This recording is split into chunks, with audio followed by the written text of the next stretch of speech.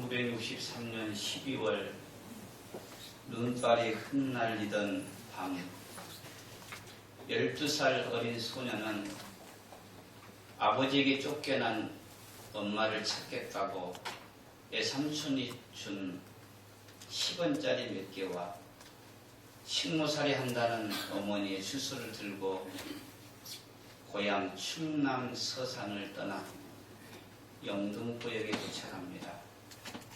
어린 나이에 밤중에 도착하니 아는 사람도 없고 갈 곳도 없고 그 옆 대합실에서 추위에 떨고 하룻밤을 지내고 나니 아침에 어느 모르는 사람이 따뜻한 밥 한 끼를 사주더라고요. 그 사람은 그때 한 끼 먹은 것이 너무 고마워서 마음속에 다짐합니다. 내가 나중에 잘 되면 나처럼 어려운 사람 있을 때 나도 도와주는 사람이 되리라.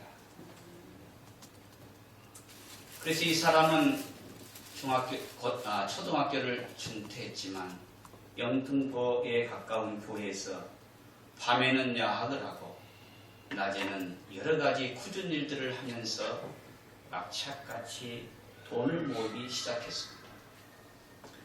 어느 정도 돈이 모아지자 어머니와 함께 고향으로 내려와 1970년 1,000원으로 운수업을 시작하고 또 거기서 모아진 돈으로 20대 중반에 서산토건을 인수해서 본격적으로 건설업에 뛰어들게 됩니다. 그래서 그분은 늘 마음속에 내가 어려울 때 나를 도와준 분을 기억하면서 나도 돕는 자가 되겠다는 마음 아래 자기의 사재 31억 원을 터 서산장학재단을 만들고 그것이 기반이 돼서 수백억이 넘는 장학재단을 만들게 됩니다. 이분이 누구냐면 바로 연매출 이전까지 올렸던 대학으로 경남 기업의 오너이자 최고 경영자인 성만종 씨입니다. 그런데 뉴스를 통해 잘 알지만 도봉산 매표소, 북한산 형제봉 매표소 부근에서 목을 맨 채로 자살한 사건이 발생했습니다. 학력도 없고 받은 유산도 없이 그 정도 기업을 잃었다고 하는 것은 분명히 그는 성공한 사람입니다. 자기 삶에 승리한 사람입니다. 그런데 아쉬움이 있다면 마지막 떠나는 길까지 아름다웠다면 참 좋았을 텐데 독실한 기독교 신자였던 어머니가 늘 아들에게 말했습니다. 너는 빚진 자다. 은혜를 잊지 말고 돕는 자가 돼. 그 마음 하나 가지고 어려운 수많은 사람들을 도와주었지만 마지막이 아름답지 못해서 참 안타깝다는 생각을 하게 됩니다. 여러분, 사람이든 기업이든 단체든 간에 어느 정점에 성공하는 것이 절대로 쉬운 건 아닙니다.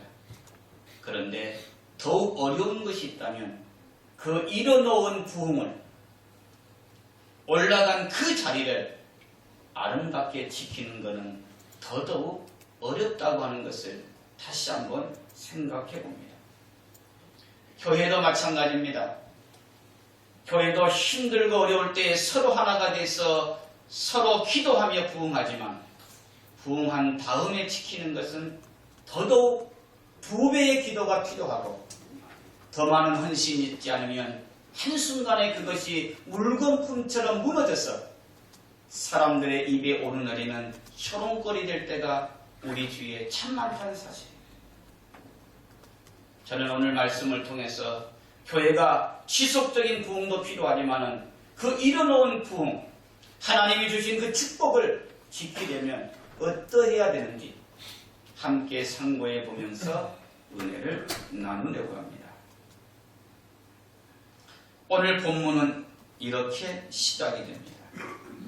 12장 1절입니다. 우리 1절 다 같이 한번 읽어보겠습니다. 시작. 그때에 헤롯 왕이 손을 들어 교회 중에서 몇 사람을 해하려 해요. 쉽게 말하면 헤롯 왕이 교회 지도자를, 교회 잘 다니는 사람을 죽이려고 계획했다 그 말이에요. 근데 언제 그랬느냐? 그때에 있어요. 저를 보세요. 10장에 보면 베드로가 성령의 인도를 받아 이방 백부장 고넬료 집에 가서 말씀을 전했더니 온 가족 위에 성령이 임하는 놀라운 역사가 일어났습니다. 그리고 11장에 보면 유대인들에게만 복음을 전했는데 안독에 갔던 몇 사람들이 헬라인에게도 복음을 전했더니 주의 손이 함께함으로 헬라인들도 구원받고 예수 믿는 역사가 나타난 거예요. 바꿔 말하면 뭡니까? 교회가 부흥한다는 거예요. 예수 믿는 사람들이 몰려든다는 말이에요. 그뿐이 아닙니다. 세상 사람들이 볼 때에 안디옥 성도들 향해서 뭐라 그랬다고요? 지난 시간 아니구나. 전에 그리스도이다. 야, 저 사람들은 진짜 예수 믿는 사람이구나. 뭐가 좋게 났겠어요? 소문이. 여러분, 교회가 막 성장하죠. 성도들이 몰려들죠. 소문도 좋게 나죠. 그러니 교회가 얼마나 부흥의 불길이 타올랐겠어요. 그때에 헤롯이 일어납니다. 무슨 말이에요? 반드시 교회가 성장하면, 교회가 부흥되면, 잘해보자고 열심을 내면 사단은 방해를 시작합니다. 사단은 기도하지 않는 사람 신경 안 써요. 사단은 전도하지 않는 사람 신경 안 써요. 사단은 되는 대로 다니는 사람 신경 안 씁니다. 누구를 신경 쓰냐? 기도하는 사람, 전도하는 사람, 열심을 내는 사람. 그래서 여러분, 교회도 언제 시험 드는 줄 아세요? 개인도. 세례 받으려고 그러면요, 꼭 일이 생겨요. 그렇게 기도 준비하고 부흥에 참석하려면요, 안 오던 시어머니가 와서 같이 제사 드리러 가자 그래요. 크게 아멘. 왜? 그런 일이 있었나요? 아멘. 여러분, 교회도요, 약간 지지고 볶고 싸우고 부흥 안 되는 교회는 별로 없습니다. 그러나 서로 어려운 형편에 힘을 모아서 교회가 건축하려고 하면요, 그때 꼭 시험거리를 던져요. 이게 영적 원리예요.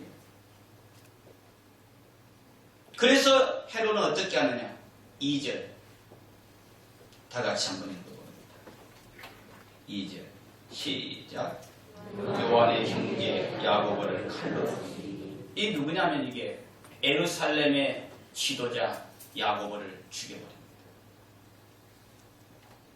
사단은 교회 부흥을 막기 위해서 가장 먼저 틈타는 게 어디냐? 교회 지도자예요. 교회 지도자만 하나 꺾어놔버리면 교회는 순식간에 무너져요.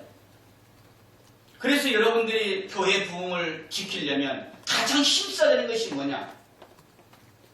교회 지도자를 위해서 기도해 줘야 되는 거예요. 목사가 영적 분별력이 떨어져 버리면 교회가 혼란이 와요.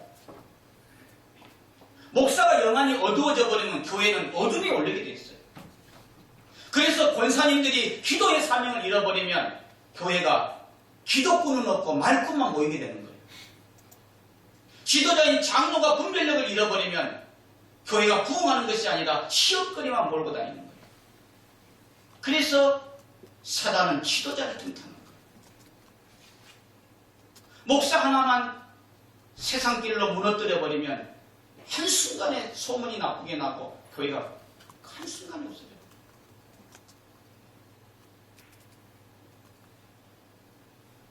그러게 교회 부흥은 목사 혼자 지킬 수 있는 게 아니에요. 여러분들이 늘 목사가 말씀에 붙들리고 기도에 붙들리고 성령에 붙들릴 수 있도록 여러분들이 기도해 줘야 될 줄 믿습니다. 헤롯이 가장 먼저 한 일이 뭐냐? 야고보를 죽였다. 그렇잖아요, 여러분.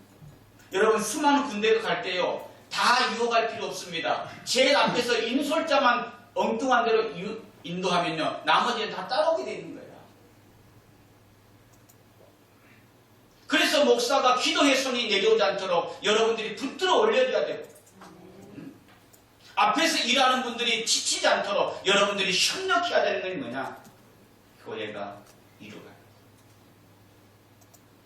오늘도 사단은 부흥한 교회를 방해하기 위해서 수단방법하지 않습니다. 그럴 때일수록 우리는 성령께 붙들려서 승리하는 여러분 되기를 축원합니다. 두 번째로 3절 말씀 다 같이 한번 읽어보겠습니다. 3절 시작.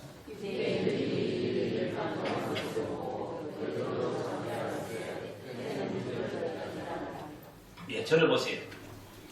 교회 지도자인 야고보를 죽이니까 유대인들이 좋아합니다. 그리고 헤롯은 뭐예요? 그것이 너무 좋으니까 또 지도자인 베드로를 또 죽이려고 해요. 유대인 누구예요?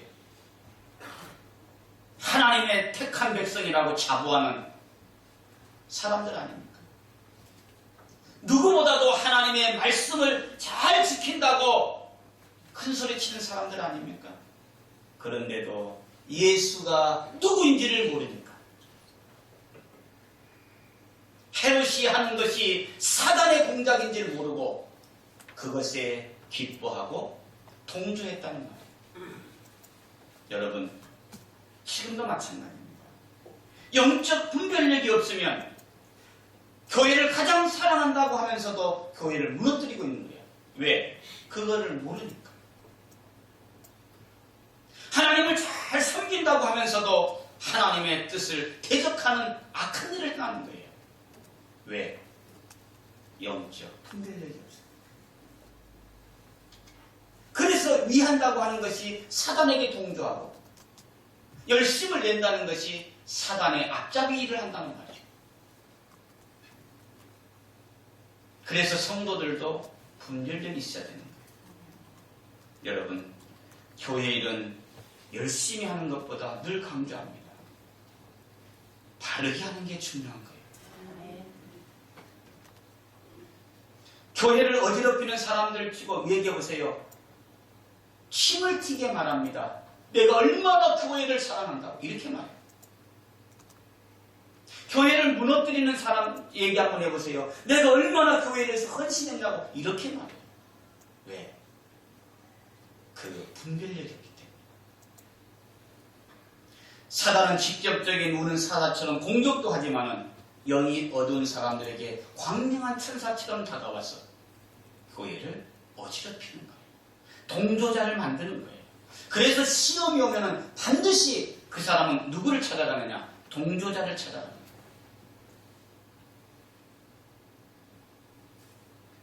그러게 교회 일을 할 때에는 열심을 내기 이전에 하나님 앞에 내가 기도로 준비하지 않으면, 기도로 깨어있지 않으면, 말씀으로 분별력을 갖지 않으면 내가 일한 만큼 교회가 힘들어지고 내가 열심을 낸 만큼 교회가 흔들린다는 것을 기억해야 됩니다. 그래서 사도 바울은 고린도 교회에 이렇게 말합니다. 이것은 이상한 일이 아니니라. 사단도 자기를 광명의 천사로 가장하나니. 여러분, 사단이나 사탄이다 하고는 다 합니다. 근데 광명한 천사처럼 이게 다 교회를 위해서 그러고 이게 다 목사님 위에 그런 거지 이렇게 다 보는 거예요. 크게 현혹되는 거예요. 그런데 여러분, 그 다음 말씀을 잘 들으십시오. 사단의 일꾼들도 자기를 의의 일꾼으로 가장하는 것이. 무슨 말이에요? 사단의 일에 동조하고 있는데 자기를 뭐라고 생각한다고요? 의의 일꾼으로 생각한다. 이게 얼마나 무서운지. 그러면 그것을 뭐로 알 수 있느냐? 성경이 이렇게 말합니다. 그들의 마지막은 그 행위대로 되리라. 무슨 얘기냐면 사단의 일꾼인지 의의 일꾼인지 어떻게 아느냐? 마지막을 보면 정확하게 드러난다는 거예요. 의의 일꾼은 욕을 먹을 수 있어요. 다른 사람에게 외면당할 수 있어요. 그러나 마지막에 가보면 의의 열매가 맺혀있지만 사단의 일꾼은 그 당시는 인정받는 것 같고 가장 열심히 한 것 같고 왜 목사님이 저렇게 교회를 위해서 사랑하는데 미워할까 하지만 마지막을 보면 그것이 사단의 일꾼이었구나 안다는 말이에요. 주원교회 성도 여러분, 우리 모두는 교회를 사랑하고 여기까지 섬겨왔습니다. 거기에 영적 분별력이 더하기를 축원합니다. 아멘. 광명한 천사처럼 다가오면 우리는 모를 수가 있거든요. 우는 사람처럼 다가오는 거는 잘 아는데 광명한 천사처럼 가장하고 모르는 거예요. 그러게 오늘 보세요. 유대인들이 이 일을 기뻐하고 교회 지도자 야고보가 죽었을 때에 가장 가슴 아파해야 되는 유대인들이 예수 그리스도 그분이 우리의 진정한 구원자라는 사실을 모르기 때문에 오히려 야고보가 죽은 것에 대해서 기뻐하고 동조하고 있는 거예요. 그러니까 헤롯은 더 좋아하는 거예요. 그래서 베드로까지 죽이려고 했다. 왜? 영적 분별력이 없기 때문에. 그렇다면 우리 주원교회 성도들은 어떻게 해야 될까요? 마지막 세 번째로. 자, 4절 말씀. 다 같이 한번 읽어봅니다. 시작. 사분의 목에 가두고 군인 내식인 내 배에게 맡겨 지키고 6월절 후에 백성 앞에 끌어내고자 하더라. 유대인들이 동조하니까는 주호하니까는 베드로도 잡아서 옥에 넣습니다. 그러니까 6월절 기간이라 차마 죽이지 못하고 6월절이 끝나자마자 죽이려고 딱 계획을 했어요. 그때에 믿음의 사람은 어떻게 하느냐?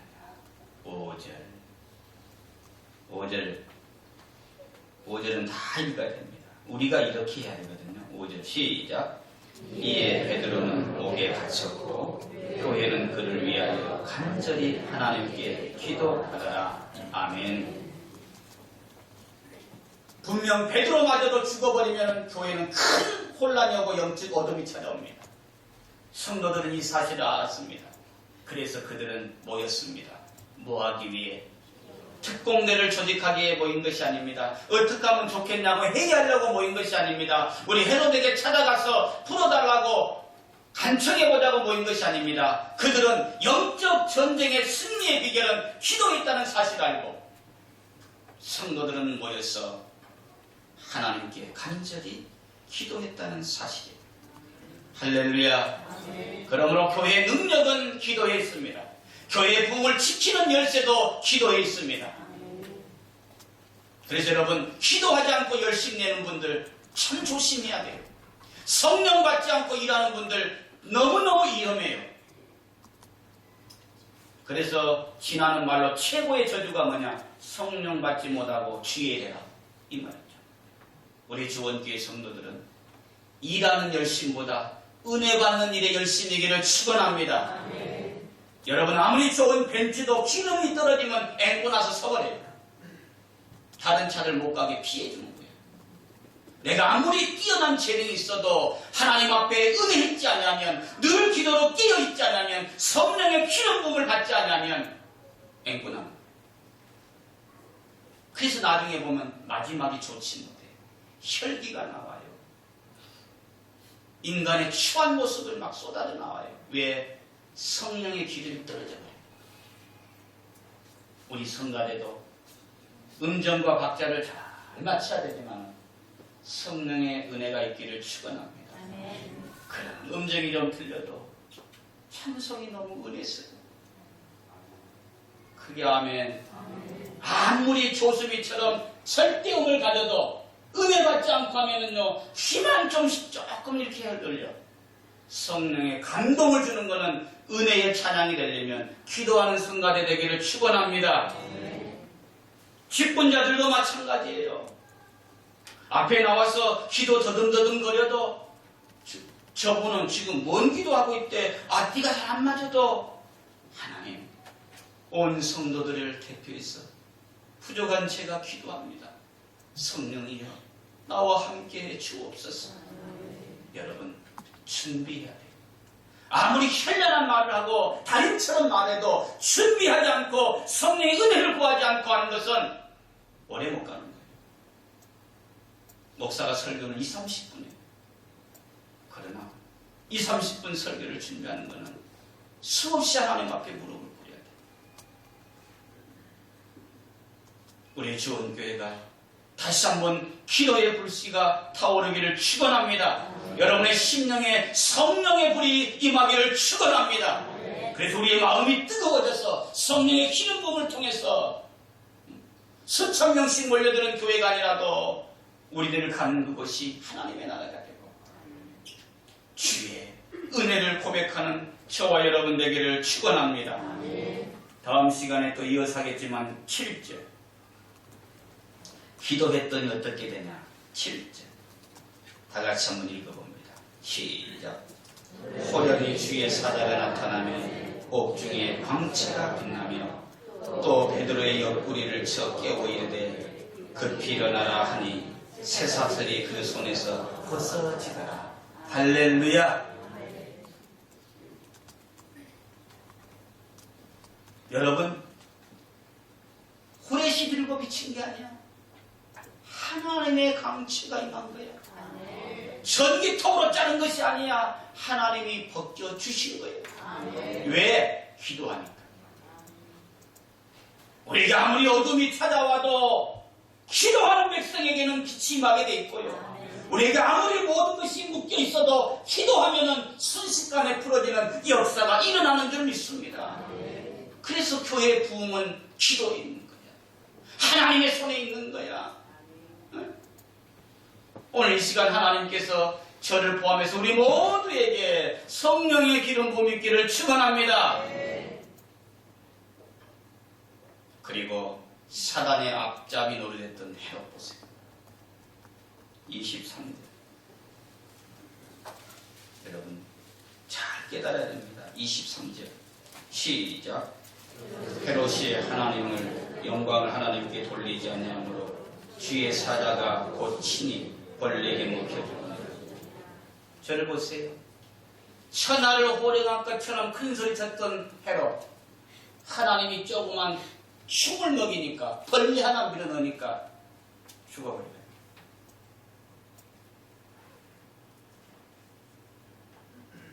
교회를 어지럽히면 하나님이 물질의 벌레를 먹게 하고요. 건강의 벌레를 먹게 하고요. 안 돼요.